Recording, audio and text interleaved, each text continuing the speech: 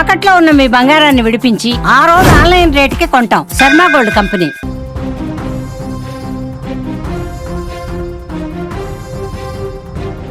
YouTuber బొగ్గుల శ్రీనివాస్ హత్య కేసులో మిస్టరీ వీడింది. ఇది రోడ్డు ప్రమాదం కాదని, ఆర్థిక లావాదేవీల వివాదం నేపథ్యంలో జరిగినటువంటి సుఫారీ హత్య అని పోలీసులు స్పష్టం చేశారు. ఖమ్మం జిల్లా కూసుమంచి మండలం పాలేరు వద్ద జరిగిన కారు ప్రమాదంలో శ్రీనివాస్ మృతి చెందారు. అయితే కుటుంబ సభ్యులు అనుమానం వ్యక్తం చేస్తూ ఫిర్యాదు చేయడంతో కేసు నమోదు చేసి 4 స్పెషల్ టీమ్స్తో దర్యాప్తు చేపట్టారు పోలీసులు. అయితే ఈ కేసును ఛేదించిన తర్వాత దీనిపై మీడియాకు ఏసీపీ తిరుపతి రెడ్డి పూర్తి వివరాలు కూడా వెల్లడించడం జరిగింది. అసలు ఏం జరిగింది, ఎందుకు చనిపోయారు, దాని వెనుకున్న కారణాలేంటి, పూర్తి డేటానంతా కూడా వెల్లడించారు.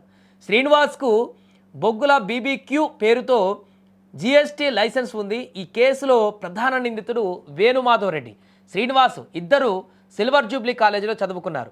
పూర్వ విద్యార్థుల సమ్మేళనంలో మళ్ళీ వీరి పరిచయం ఏర్పడింది. వేణుమాధవ్ రెడ్డి మేకా ప్రాజెక్ట్స్ అనేటువంటి కంపెనీని స్థాపించి సబ్ కాంట్రాక్టర్గా పనిచేస్తున్నాడు. శ్రీనివాస్కు ఉన్నటువంటి జీఎస్టీ లైసెన్స్ను ఉపయోగించి ఫేక్ ఇన్వాయిస్లు, సేల్స్ ఫైల్స్ చేసి లాభాలు పొందవచ్చని వేణుమాధవ్ సూచించినట్టుగా పోలీసులు తెలిపారు. తన లైసెన్స్ వినియోగానికి 50% లాభం ఇవ్వాలని శ్రీనివాస్ కోరాడు. 2022 నుంచి 2025 వరకు జీఎస్టీ ఫైలింగ్ ద్వారా సుమారు 90 లక్షల లాభం వచ్చినట్లుగా గుర్తించారు. అయితే ఈ వచ్చిన లాభాలు ఉన్నాయి కదా, ఈ లాభాలను వీరిద్దరూ పంచుకునేటువంటి విషయంలో వివాదం మొదలైందంట. అదే సమయంలో జీఎస్టీ మోసానికి సంబంధించి శ్రీనివాస్కు నోటీసులు రావడంతో వివాదం మరింత తీవ్రతరమైంది. ఇద్దరికి తనకి ఇవ్వాల్సిన డబ్బులు ఇస్తారని నమ్మించి శ్రీనివాస్ను హైదరాబాద్ నుంచి కారులో తీసుకువెళ్లారు. నకిరేకల్ జనగామ మార్గంలో కత్తులు, ఐరన్ రాడ్లతో దాడి చేసి హత్య చేశారు. అనంతరం పాలేరు రిజర్వాయర్లో కారుతో పాటు శ్రీనివాస్ను పడేసి రోడ్డు ప్రమాదంలో చిత్రీకరించేటువంటి ప్రయత్నం చేశారు. ఫోన్ సిగ్నల్స్, సాంకేతిక ఆధారాలతో పోలీసులు ఈ కేసును ఛేదించారు. ప్రధాన నిందితుడు వేణుమాధవ్ రెడ్డి సుఫారీ గ్యాంగ్కు 5 లక్షలు ఇచ్చి హత్య చేయించినట్టుగా తేలింది. ఈ కేసులో వేణుమాధవ్ రెడ్డితో పాటుగా మరో 3 కూడా పోలీసులు ఇప్పుడు అరెస్టు చేసి రిమాండ్కు తరలించారు. ఈ హత్య వెనుక ఎలాంటి రాజకీయ కారణాలు లేవని, కేవలం ఆర్థిక లావాదేవీల వివాదమే కారణమంటూ కూడా ఏసీబీ స్పష్టం చేశారు. దీంతో ఈ కేసుకు సంబంధించి వచ్చినటువంటి అనేక అనుమానాలకు తెరపడింది. అతను చనిపోయినటువంటి దానికి పూర్తిగా నిందితుని కూడా అదుపులోకి తీసుకొని అరెస్టు చేయడంతో వచ్చినటువంటి కంక్లూజన్ తోటి కేసు అయితే ఒక క్లారిటీకి వచ్చినట్టుగా మనకు కనపడుతుంది. ఈ నెల 14వ తారీఖు ఉదయం పాలేరు జలాశయంలో బొగ్గుల శ్రీనివాస్ అనే అతని యొక్క మృతదేహము దొరికింది. అతను కారులో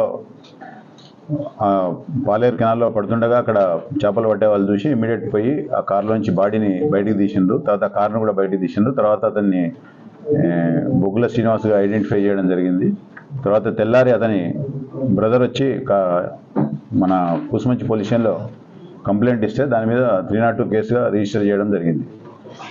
ఈ బొగ్గుల దీన్ని నేపథ్యంలో కూసుమంచి సిఐ గారు తర్వాత అతని నేతృత్వంలో 4 బృందాలు ఏర్పాటు చేయడం జరిగింది.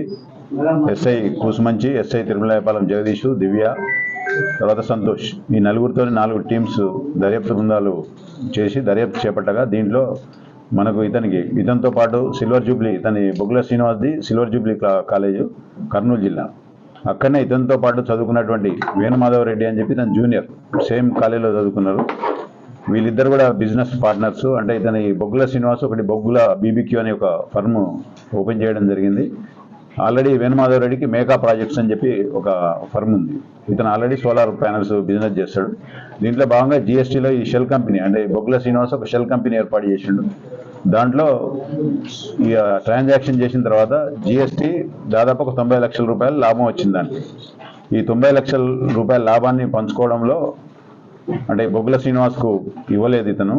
దాన్ని బొగ్గుల శ్రీనివాస్ పదే డిమాండ్ చేయడము, తర్వాత ఈ బొగ్గుల బీబీక్యూ అనే సంస్థకు జీఎస్టీ సంస్థ నుంచి నోటీసులు రావడం, దాన్ని బ్లాక్ లిస్ట్లో పెట్టడం, దానికి పెనాల్టీగా ఒక 1 CR ఇతను దాన్ని ఓపెన్ చేయాలంటే కట్టాల్సి రావడం, వేణుగోపాల్ రెడ్డి కట్టాల్సి వస్తుందనే ఉద్దేశంతో ఈ డబ్బులు ఎగ్గొట్టేందుకు ఇతను వేరే ఒక 3 అసోసియేట్స్తో కలిపి పోకల కోటేశ్వరరావు, తర్వాత షేక్ అబ్దుల్ హఫీజ్, అజ్మత్ అలీ ఖాన్ వీళ్ళతోని ప్లాన్ చేసి ఇతను 14 నైటు అంటే 13 నైటు ఇతన్ని విజయవాడలో ఇతనికి లోన్ అమౌంట్ వస్తుంది, ఆ అమౌంట్ను అతనికి ఇచ్చేస్తా అని చెప్పి శ్రీనివాసుని నమ్మించి తీసుకొని వచ్చి మన నార్కెట్పల్లి, మరిపెడ మధ్య రూట్లో అతన్ని కారులో కొట్టి చంపి తీసుకొని వచ్చి ఇక్కడ ఆ కారును యాక్సిడెంట్గా, అంటే అతను నడుపుకుంటూ కారులో పడిపోయినట్టు యాక్సిడెంటల్గా చిత్రీకరించాలని చెప్పి ఆ బాడీని అందులో తేయడం